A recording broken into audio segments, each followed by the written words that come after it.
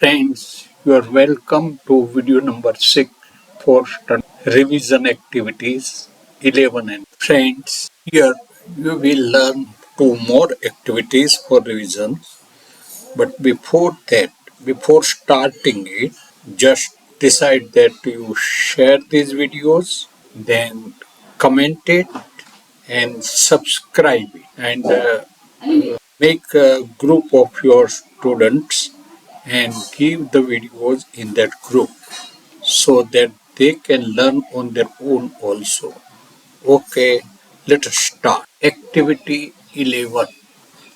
Instruction is the recognizing and matching the things and words. That is the activity. That means you have to recognize and matching the things and words.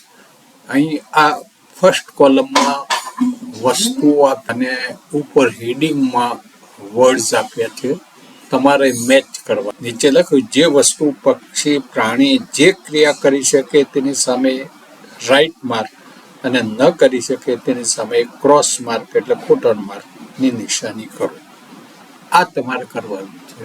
એમ કર્યા પછીથી then speaking the sentences પછી વાક્ય. Suppose for example this is the car, right?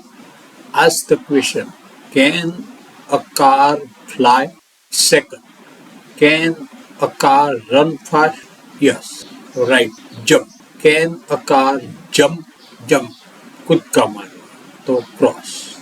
No. Can a car swim? And that is also cross.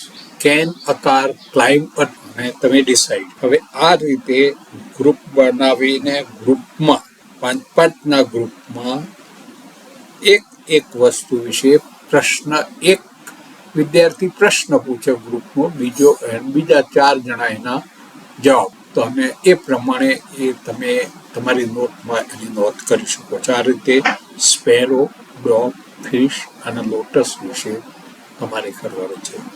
શિક્ષક મિત્રો, આ જે આપણે સૂચના અહીંયા આપીએ છીએ એટલે કે હું અહીંયા વિદ્યાર્થીઓના ઉદ્દેશને વાત કરું છું. તમારે પણ તે જ રીતે વાત કરવી અથવા તો આ વિડીયો સંભળાવવાનો છે.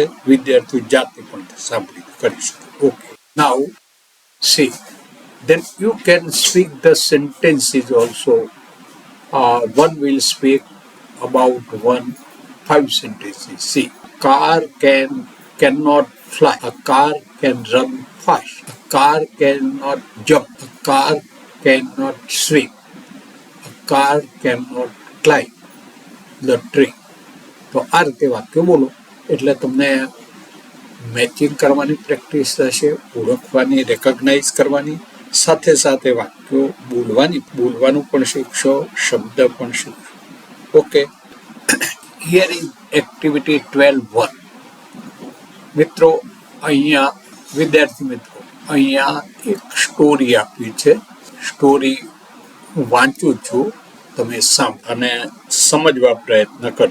સ્ટોરી એ કંજ્યુમર વ્યક્તિ છે, કંજૂસો માણસ. પૈસા તો હતા એની પાસે પણ એ કંજૂસો એની છે.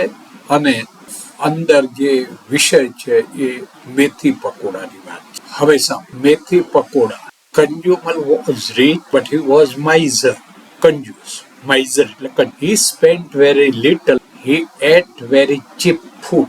His watchman lived in a hut near him. The watchman liked methi, so his wife made methi pakoda every one day. The miser passed by caught the smell of methi. He liked it very. Consumer said to the watchman, I smell something good. The watchman replied, it is methi.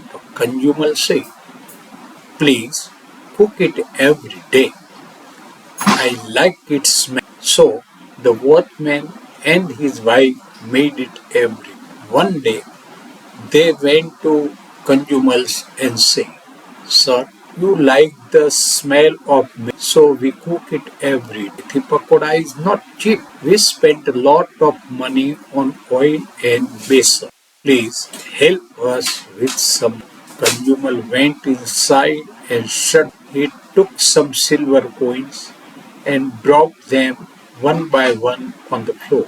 Then the miser came out and said, Kanjumal went inside and shut the door. He took some silver coins and dropped them one by one on the floor. Then the miser came out and said, Did you hear the sound of silver coins? Yes, sir, we did. They said, Did you enjoy it? Yes, sir, very much. The miser, I enjoyed the smell of your methi. You enjoyed the sounds of my money. I will not ask you to give me meat, and you don't ask for money. That is a deal. Now go away and prepare meat. Now just you listen that story, listen twice, thrice. Then that is exercise 12:1. Now here it is. This is 12:2. Say reading comprehension means you read and try to understand the meanings of the words and meaning of the sentences also. Here, see, strike out improper word. આ વાક્યમાં એ યોગ્ય ન હોય એવા શબ્દને આ રીતે strike કરો. દાખલા તરીકે consumer was poor or wealthy. આ સ્લેન્ટનો અર્થ ઓર એટલે કન્ઝ્યુમર પુઅર હતો કે કન્ઝ્યુમર વેલ્ધી. જરૂર પડે તો તમારે બેક જઈ અને જોઈ લે. હવે ત્યાં રીચ સ્ટોરીમાં કન્ઝ્યુમર વોઝ રીચ એમ લખ્યું છે, એનો અર્થ એક વેલ્ધી, અને એટલે તમે પુઅર શબ્દ ખોટો છે તેને સ્ટ્રાઇક કરો છો. એ રીતે 2, 3, 4, 5, 6 એ તમારા ગ્રુપમાં કરો અને ખોટા શબ્દને સ્ટ્રાઇક કરો. અગર જો તમારી પાસે સીટ હોય તો, ન હોય તો નોટબુકમાં નંબર લખીને કયો શબ્દ કાઢી નાખવાનો છે એ લખ. Okay. In the same way B, say whether the following are true or false. આ ટ્રુ છે કે false? Consumer was very wealthy. અહીંયા જ આપણે જોયું કે consumer was wealthy. He was very rich, that is why he was wealthy. તો એમાં રીચ શબ્દથી જે અર્થ સમજે એ જ મિનિંગ અહીંયા છે, એટલે કે આ ટ્રુ છે. આ રીતે વિચારવાનું, સમજવાનું. ખાલી ટ્રુ ફોલ્સ ટી એપ લખી નાખો એવું નહીં. એ રીતે just you practice for this exercise also. Now નીચેના જેવા અર્થવાળો વાક્યો વાર્તામાંથી શોધો અને લખો. અહીં પહેલું વાક્ય છે, કન્ઝ્યુમર વોઝ વેરી વેલ્ધી. આ જ મિનિંગ ધરાવતું ટેક્સ્ટ એટલે સ્ટોરીમાં કયું વાક્ય છે? તો લખેલું છે સ્ટોરીમાં કે consumer was very rich. Rich એટલે વેલ્ધી. તો આ નંબર 1 અહીં આન્સર્સ કરી નંબર 1 કરીને આની સામે લખવાનું છે, અથવા આ લખવાની કંઈ જરૂર નથી, પણ number 1 consumer was very wealthy એમ તમે લખી શકો. એ જ રીતે 6 સુધીના લખો ગ્રુપમાં. તમારા પડોશી ગ્રુપ સાથે આ બધા જવાબો મેચ કરો. ભૂલ હોય તો તમને સમજાઈ જાય તો સુધારો. અને તેમ છતાં અહીં કી આન્સર્સ આપ્યા છે એ મેચ કરો. તો you can match all these answers.